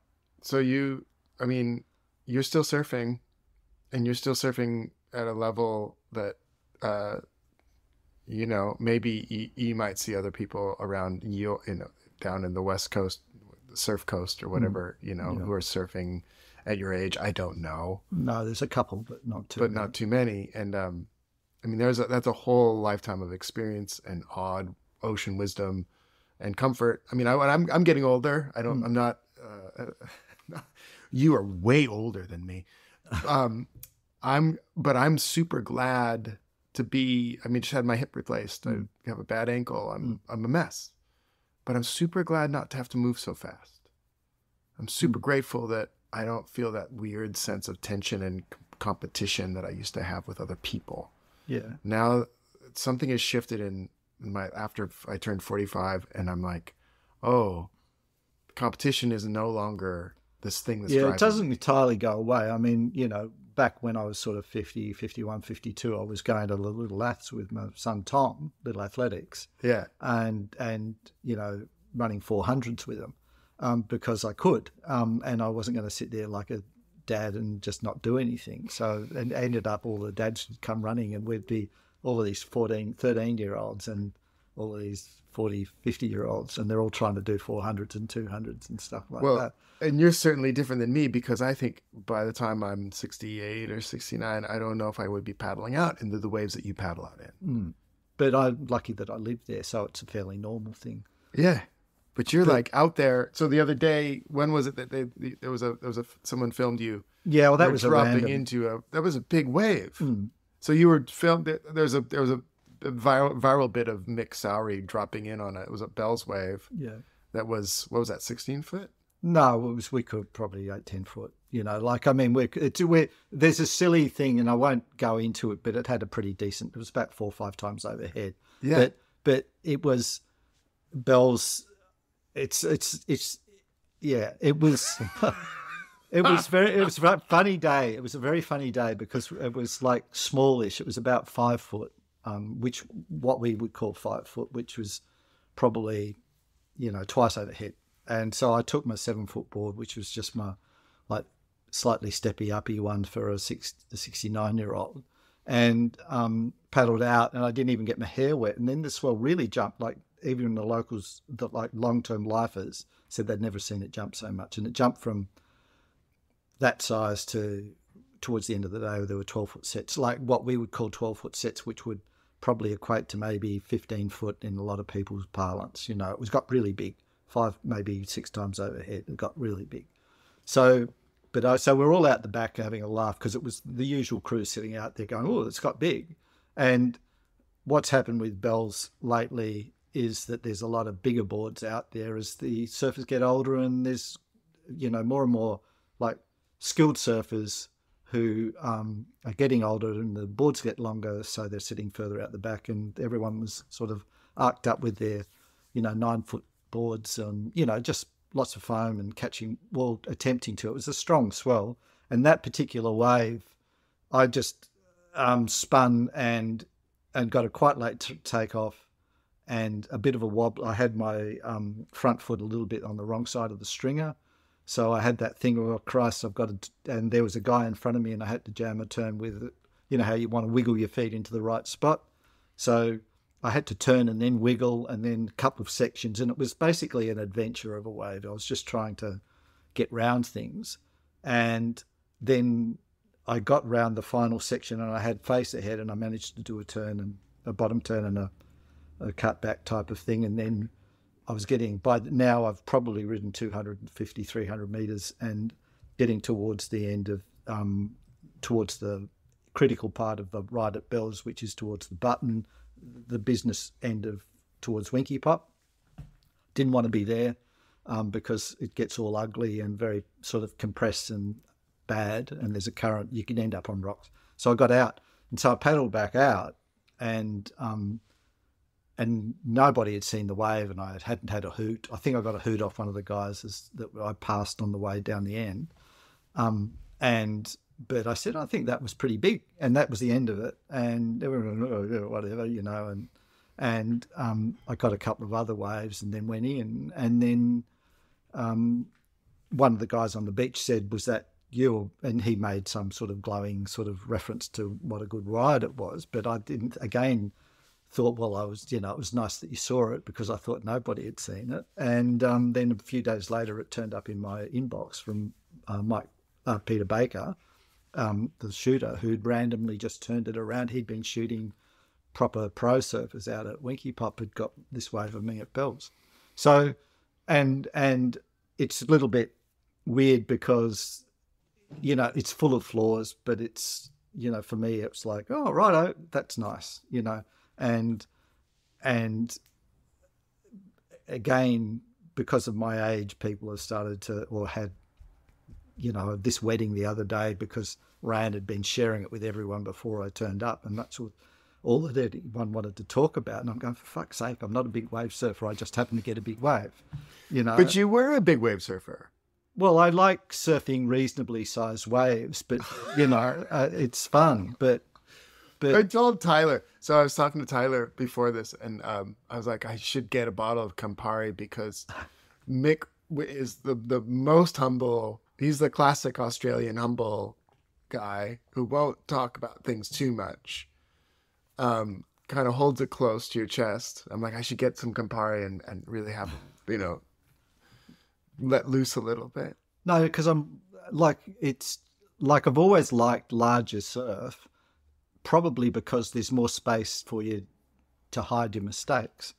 And it's just, and it's just not a space that I've been particularly worried by. I like the bigger, like the big amount of water and the faces and stuff. It's just easier. And I've got good lungs, and I've never smoked in my life, and I've never, it's just a happy place for me. I'm not, and it's just, then there's big, and done a little bit of that, and it's attractive, but it's just that I've just been sitting in this space of, in that sort of up to about 15 feet range, maybe a little bigger. Mm-hmm. When the opportunity arises. But then the last time, when I go down to, the big places down our coast, which will remain nameless, I've had some success and some absolute disasters. Mm-hmm. So, but it's all in the name of just experience and being out in amongst it, and it's good. How does your body feel now? It's fine. The only thing that it's fine, except that I've got what would you call it? Desk neck. So having a nice big high arch back when you're paddling's harder as you get older. But from a point of view of other injuries, apart from that, not much. I've got good knees and good flexibility, and still relatively strong. But that's just because of a lifetime of consistency as opposed to training. Like I'm always moving and mostly, and haven't been ill. But having lost Sue and seen what can happen, I'm on that edge of anything could happen at any point. So enjoy it while you can, and do while you can. So subsequently, that's kind of why I'm just constantly doing stuff. And I do too much staring at my phone, and too much of procrastinating, and too much of worrying about whether I should, like it's time and fitting it all in, because I've got to still work, so I'm doing work with an environmental organisation, writing with them, and I work for an ad agency still when they need me, and any projects that throw at me, I'll do them, because I just still have to keep money coming in. And like Great Ocean Quarterly again, because we wanted to do another edition, which we've just done on the Great Southern Reef. So it was an environmental project to throw light on this ecosystem at the bottom of Australia. And that was the joy of doing that, was again, the whole discovery thing, but it sort of reawakened a fire in me to try and make the magazine live again, really, because it's always such an enlightening thing, and you want to go, well, if it really could get its legs up and running, there's a whole world of people out there that would enjoy it. And the more opportunity we'd get to grow it would, I'd love it for it to have a life beyond me and Mark and Jock. That's what I'd really like, because it'd mean that we'd started something that had some sort of significance for the world, because it's got that potential, because, we just need windows to the things that we're potentially going to lose, and people just don't realise the beauty that's out there. Yeah, it's I'm working with a Reef Restoration Foundation right now, and it's almost how scientists who work in that world keep themselves from being too depressed all of the time. There's a lot that goes on in that world, where there's a lot of therapy that has to happen for those scientists who are working in that world. What do they call it? When you're able to keep going. Anyways, there's a word they use for it. But they have to there's a lot of work that goes into that. Yeah. So you get into that world and you start looking at what's going on the reefs in particular, and how the bleaching is going, and how quickly it happens, and how total it is. The depression rates are incredible. Well, yeah, I've resilience. That was the word. Yeah. Yeah. Well, you need, I suppose resilience is probably part of what mental health good mental health is resilient, and not abandoning it. And I'm probably, from that point of view, I've had pretty decent resilience through the period, and it's not without help. I've had a grief counsellor when, and that bounces when Sue died, but that bounces off to my sons, because if they see me doing okay, it makes it easier for them to a point. But from a point of view of looking at the world, we're in a state of near catastrophe, but it's not unrescuable. But part of the thing that is making it hard is ignorance and apathy. And, I'm not a scientist, but to a point that I'm a communicator, or can be part of a group that's communicating, or the facilitator of communication, I can say, yes, I can do that. So that's why doing Great Ocean Quarterly was a great thing to do, and it's great fun to do, and that's sort of a nice combination anyway. But at the end of the day, it's limited because it's only being seen by, a few thousand people, when if it was thousands of people, obviously the science communicators all around the world that are doing this, and it's still falling on deaf ears. And I don't know what the until you can get past the way that certain media bias themselves towards an anti-environmental stance because it's economically inconvenient, when the long-term view is that it's going to be vastly more economically inconvenient where everything's turning into a major clusterfuck. But it's short-sighted, and people are more interested in the bottom line. And it'll affect our shareholder prices and all of that, or outcomes. Yeah. But, it's you just got to keep persisting. It's like life. You just got to keep persisting. I think the things that I don't know what to capture in an hour with you, but one of the things that I always want to talk about is, we already talked about your longevity and sort of like some of these cycles that you've gone through, and the art and the sort of this weird trajectory you've had with art and this long relationship you have with surfing. But a couple years ago, you lost your wife. 5 years ago. 5 years ago. Mm. You lost your wife to cancer. Yep. And that's a whole story in and of itself, but it's yet another sort of layer on who you are and the experience you've had. Mm. Obviously, that's not an easy thing to deal with, but how do you, like, what was that like? What was it? Well, background, Sue was a very lively, healthy woman, like vibrant and funny and, probably sort of a little bit mad in a really good way. She was hilarious. Yeah, one of the funniest people you'll ever meet. And our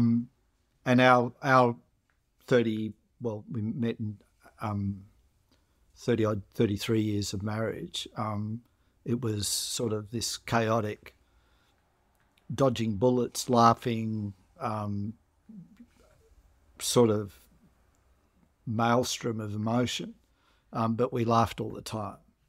Sue wasn't easy, but at the same time, that's probably as much why I loved her. She was nuts, but she was my nuts. But we were having our financial problems, but as I'd say to her, but darling, we've got our health, and look where we live. And that particular conversation, or a variant on that, happened about a month before she started to get these pains under her ribs, and which we thought initially was maybe a cracked rib from leaning over a rail to get some dust, which she was often trying to do because she was a clean freak. And it turned out, after 6 weeks of taping ribs and escalating pain and running out of, codeine-based painkillers, it just wasn't working. And I just said one morning, we've got to go to emergency. And that was an escalating day that was ended with the doctor coming in and saying, crying and saying, there's nothing we can do, it's end stage. That was the words. And Sue blinked, and I said, shit, Sue. And we just sort of gathered ourselves and left about half an hour later and drove home trying to figure it out. And then it was a 5 months and 3 weeks from that day to going. And so, but it was in a weird way, it was a really good time because, like a rekindled romance almost, like we just realised what we were about to lose. And Sue was, you met her, the vibrance that she had was pretty special, and she wouldn't let it all get to her at all. It got to her, there were moments for sure, absolutely, couldn't not. Because, as she said, her future shrunk to a pinprick. And that's a pretty hard thing to hear too. But obviously we were navigating it with the boys and losing their mum in their early 20s, which was pretty hardcore, and anyone losing their mum. But when you sort of thought you'd have her with for at least another 25 years, it's shit ass. So so she passed, and that following year was pretty hard, or very, it was just ridiculously hard because she just lost. And but thanks to the Australian health system, I was offered grief counselling, which helped a lot, and probably the ocean helped a lot, being able to sit out there and sort of work it out, and walking a lot and thinking a lot and taking a lot of photos and writing and getting out off my chest, and realising that grief was losing somebody didn't mean you lost them. You lost their physical selves, but that internal connection remains, but it changes. Dealing with being alone, that's a thing, because you all of those, couples have shorthands, and that shorthand's gone, but you still wish it was there. And you sort of talk it to yourself. So, so about 18 months later, I met somebody, which was quite unexpected. And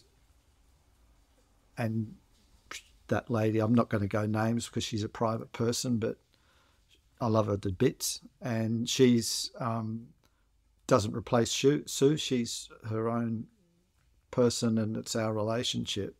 But and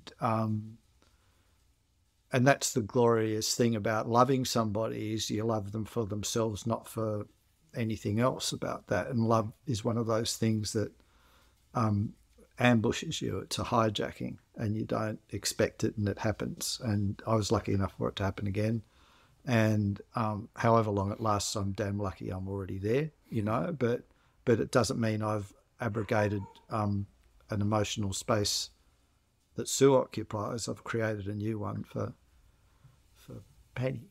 And look, it's weird and strange, and you do it, and we navigate it because we live in different cities, but that's life. And you don't let it go because it's inconvenient. You make it work. And if it's been 3 years now, and if it stopped tomorrow, I would have said, oh, well, I was bloody lucky, but it's that whole thing about persisting, and relationships are the same. Sue and I had, what would you call it, I'd call it calm with storms, but they were always storms that were, you find a way to navigate them. And that's the whole point of getting, if you marry or you commit to somebody, you commit. You go, okay, it's gone to shit, but I'm going to make it work, and you can. So here we are, and there's not a day that Sue's loss doesn't bite, of course. And I think the thing that probably gets me more than anything is just the abject unfairness of it, because it's just not fair, but that's the way it is. And also it's focused in me an awareness of my own mortality, and being a man of a certain age, all sorts of bloke things happen, and you're always scared it's going to happen to you, but it hasn't yet, but it might. It's sort of, men are notorious for dying 5 years earlier than women, so it shocked the life out of me that I was the one that was left behind. And you have survivor guilt to a degree. Well, you do, undeniably you do. But the responsibility you have is to make the most, you try to make the most of what's left. That's why I hate my iPhone, because I keep looking at it. Oh, there's another two. Wordle's stolen another 10 minutes of my life. What's the nature of grief counseling? What is that like for you? Well, it's basically, I went in there fairly open-minded. It was offered to me for nothing, so I thought, well, there's no harm in giving it a try. And really, it's just having a voice. But the lady that was my Kim, who was my grief counsellor, was very good at it, and she was able to just be a sounding board and tease things out and maybe normalize the things that you're feeling, but at the same time was that probably, you know well enough knowing me that I'm hard to shut up once I get going, and so I'd just blabber, and she'd put I won't say put the needle in it, but she'd say something and I'd just lose it. And it's one of the things that happens when you're in that point in your life, is it'll hit you in a rush at the back of your head, and suddenly the waterworks go and there's nothing you can do about it. You just sort of get this surge. And when Sue died, like I'd be just driving down, just thinking about it, and then banging it hit and banging it hit and banging it hit, and it happened several times a day in the beginning, and that's just slowly lessens. And suddenly there was a point about 8 or 10 months in where it stopped mostly. But when the other day when I was at the wedding for Ran, something was said in the ceremony that it hit me in the back of the head again, because it was about kindness and loyalty and stuff like that, and that sort of stuff that you wake up and you go, well, that was the sort of drum I was trying to beat through the time that we were married, and that's just that sort of way of trying to be a good human. But if there's anything that I think is the key to a good marriage, it's that kind of thing, that kind of thinking, because you've got to have a generosity to your partner and acceptance and those sorts of things. So anyway, that all of those things, it helped him, and I came out the other side feeling much more like, I wouldn't call it at peace, but able to understand. Because in the end, it's not about Sue anymore. It's about the feelings that it's eliciting in you, and you're trying to just get on with being able to function, because you're trying to go to work and be outside yourself. And then and that sort of helped. And then, I did put a book out. I wrote a book about it that I self-published, that was, on reflection, a little bit too introspective, but people liked it, and it was of its time, and it helped me, and it helped other people that were in the process of losing people. I got that sort of feedback because it helped them normalize the feelings that they were feeling, because it's quite a shocking experience when it happens. Even like in a weird way, Sue having a 5-month illness that was terminal was better than having a 2 or 3 year one. It was short, and I would say, without any exaggeration, in some way sweet, because there was so much good that happened in the period. And we're not religious. We weren't thinking, you're going up with the angels or any of that stuff. It was more like a contentedness with an acceptance of the process, and that, yes, it's, I feel like I've lived a good life, and I can leave it knowing that the boys are safe, or that I'll be safe personally, like Sue thinking towards me. We talked a lot about, even what it's like to die, but also just feeling free to go without doing that thing about tell her it's all right to die, that which I felt quite annoyed at, because it was said a couple of times, because no, it wasn't all right. But it had to happen. I mean, the whole process is just a thing, watching somebody die, the whole thing, but all of that, it was just, it is what it was. Yeah. I slept by Sue the whole time, and I was lucky enough that some friends helped us with a GoFundMe, which was unasked for, but it freed up me having to leave her to work. So for about 3 months there, I was able to just be with her. you know, which it was a blessing. You know, I can't imagine what it would have been like if I was having to go off and clock in 8 hours a day, you know, like, but we didn't have to. And then, you know, afterwards it was, as I said, the grief counselling and, you know, just sort of moving through life. Do you recall what, like, when you said it a couple times, normalizing the feelings that you're having. Do you remember what those moments, like, was it normalizing the fact that you would break down and cry? Oh, no, I knew I was like, going to do that because I'm a blubbermouth, you know. I was going to do that. I'd cry at a dog walking across the road. But no, I don't have any sort of qualms about crying ever. But that loss feeling and that surge that you get when it just sideswipes you happens to everybody that has a loss of that magnitude. Can't imagine what it would be like, you know, if it was one of the boys. But it's a thing that I mean, there's that whole maleness thing. Oh, you shouldn't cry a bit, which never affected me because as Joe calls me, the most feminine bloke he knows. All I need's a bloody handbag and a tutu, and I'm off. Good. Good. It's good to be on that side of things. So it's. I'm not worried about that emotional exposure, but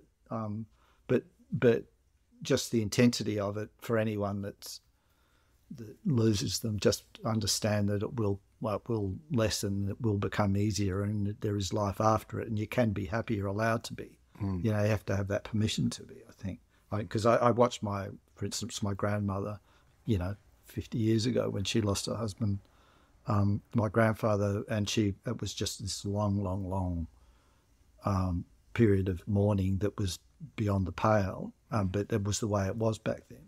You know, it was almost not quite the Sicilian black dress thing, but it wasn't far away from it. You know, it's just, look, it's we navigated it. You continue to navigate it. It's not ever gone. It still feels unfair. And, you know, it reminds me every day because Sue left notes about close the window and make sure that's wiped. And I find chocolates under my underpants every so often because I haven't looked down that far because she's hidden them all around the house. You've got a lot of underpants. No, I only just use 1 or 2 pairs. So, yeah. So that's kind of it, really. So what haven't I asked you? So what didn't we talk about, Mick? What didn't we talk about? We've talked about GOQ. We've talked about the films. You know, maybe what's it like living where I live? You know, that whole 70-year-old thing is probably worth addressing in that, like, I live in Janjuk, which is between Bells Beach and Torquay. I think you're supposed to call it Janjuk. I'm just going to say that. It's Janjuk. And we've lived there since 2012. We moved down there as economic migrants after all of the disasters that I had, but it's worked out really well. And I think the tragedy of it was that we were really coming to love it when Sue got ill. Because there had been some, you know, like I'd rather live in Melbourne type of thing from her point of view, like a city girl, Londoner, suddenly down there. But she was working part-time up in Melbourne, wasn't she? She had been managing fashion shops Yeah. up there. You know, she there was about 4 or 5 that she'd skip between, and gave that away to come and work down our way, and had set up a little business that was going quite fine, and then all of the crap happened. But it's an interesting town. It's obviously a hub of Australian surfing. There's an immense amount of really, really sort of skilled surfers. And I think for me, the great joy was how much emotional support that those men and women gave to me at the time. You know, and I'd been surfing there since about 1971 or 2 as a in and out guy. And I got to know a whole lot, you know, sort of, you know, being a city surfer through those 45 odd years was you're a local everywhere. You know surfers on all the coasts, and I'd made friendships, and those friendships just cemented themselves and blossomed, and more relationships came. And for a time there, I was working at Morris Cole's manager. I'd call it, as he used to call it, two broken old blokes trying to heal themselves, because this was definitely through the time post Sue. So I was working with MC with that, and he still remains a very close friend of mine. I've distanced myself from the business, thankfully, and passed it over to a mate of mine who's now being driven mad the same way I was. But, you know, probably the great part of that was that it got me access to some really good surfboards over the time. And the other thing that came out of that was just watching a few young shapers over that period come through too. So particularly two young guys, Sharma Buttonshaw and Darcy Day, who both actually, they work together, those guys, and very talented surfers and shapers. And it's been a joy watching those guys sort of grow into their surfing careers. And oddly enough, with Darcy in particular, he was sort of losing interest in surfing as about a 16-year-old, and he was looking at a career as a professional downhill mountain biker. And I loaned him my Derek Hind finless, free friction board that Derek had made for me, that I rode with, you know, moderate success, but you know, I knew there were many doing it far better than I. And he fell in love with that, and then started carving boards out. I even gave him an old Morris of mine to play with, and what awoke in Darcy was a pretty analytical design mind. And that got him into, and both Sharma and Darcy did some minor apprenticeships with Morris and moved on from there. And they've got really good, strong followings of their own now. Because when I was there, Darcy was at Morris's place. That's right. And they're both making beautiful boards. And, you know, another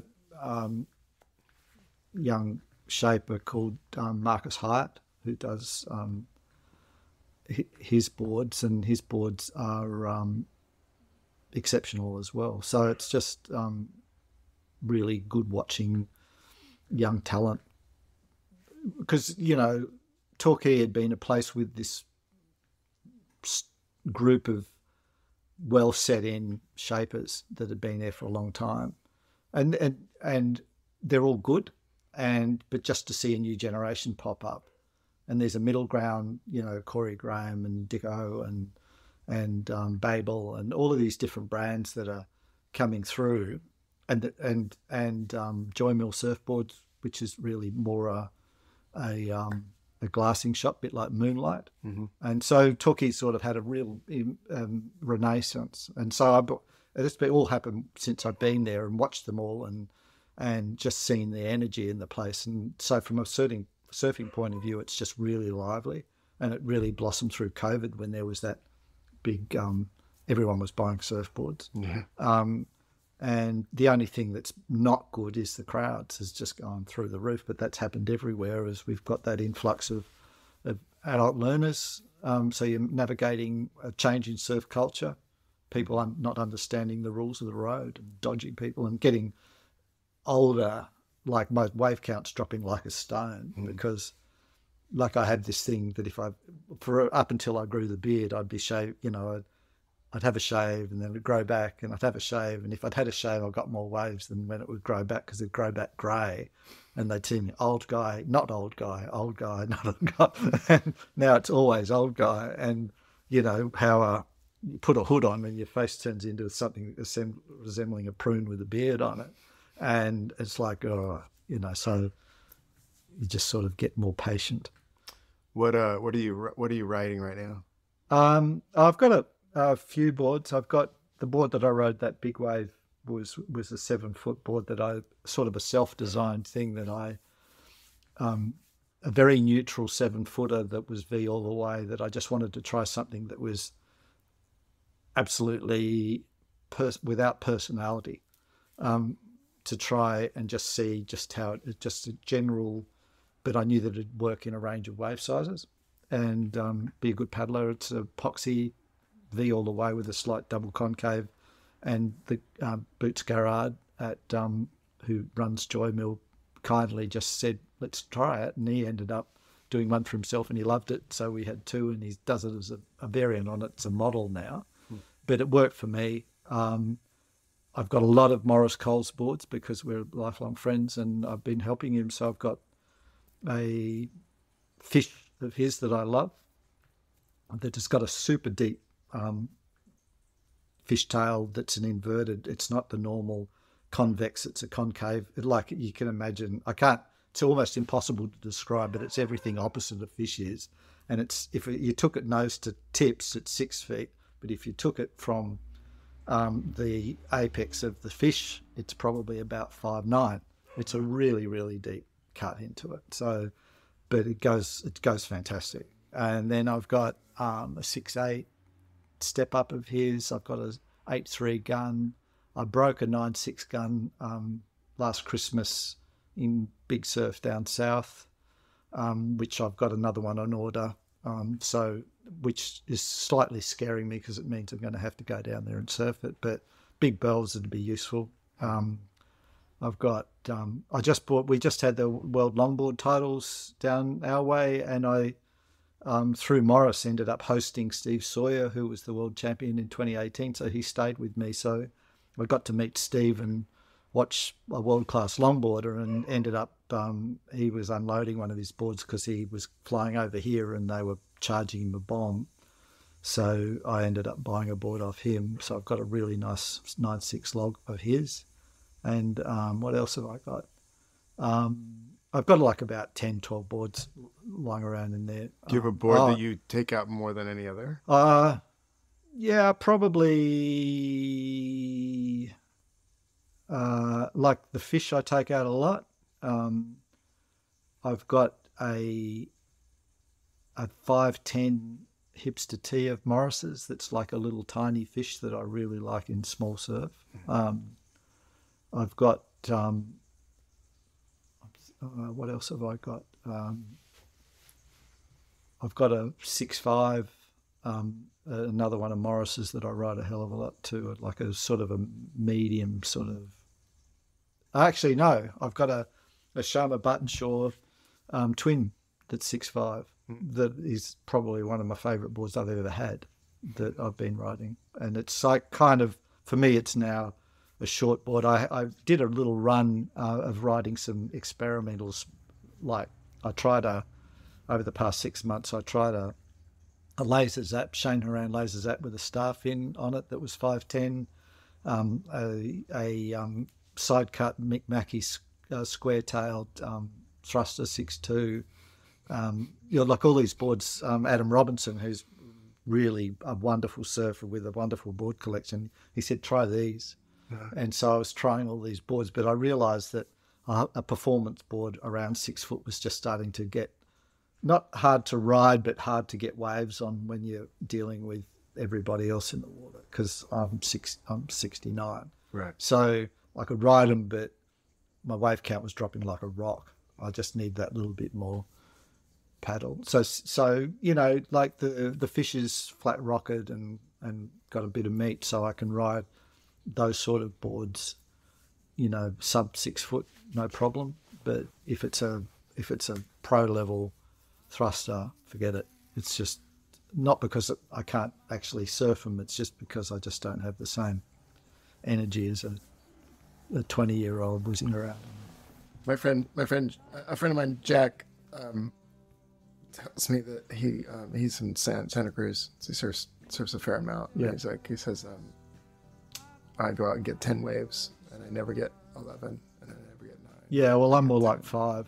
It's more like if I go out and I get 5, I'm happy, even if I get 3. But, with Bells and Winky and the waves around, 3 of those as good as, 5 or 6 somewhere else. And I tend to just, because I'd driven for surf for so long, I just go there, or I'll go down the coast, like proper down the coast.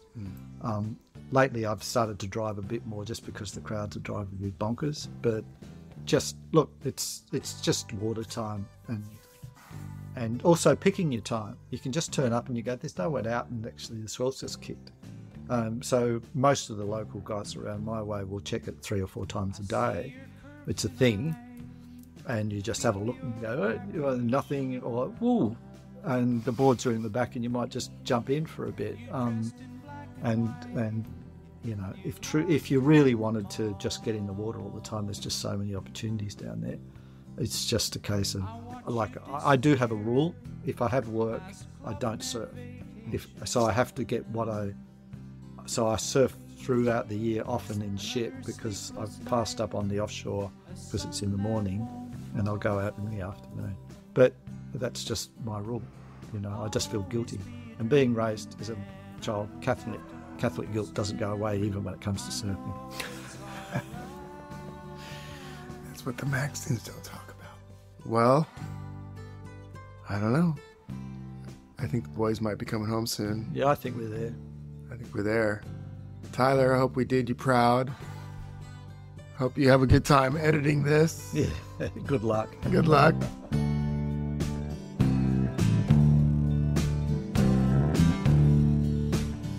Now the night is gone. A new day. That was Toddy Stewart and Mick Sowry. And no, that episode wasn't too hard to edit, so all good. Swell Season Surf Radio is recorded at Rockefeller Center in the heart of Manhattan at the NewsStand studio. And yeah, don't forget to give us a like on Instagram and like us on wherever you're listening to your podcast. You can follow us at Swell Season Surf Radio. And you can, of course, go to www.swellseasonsurfradio.com. And I'm Tyler Brewer. I hope you enjoyed that really nice episode. We'll see you on down the line soon.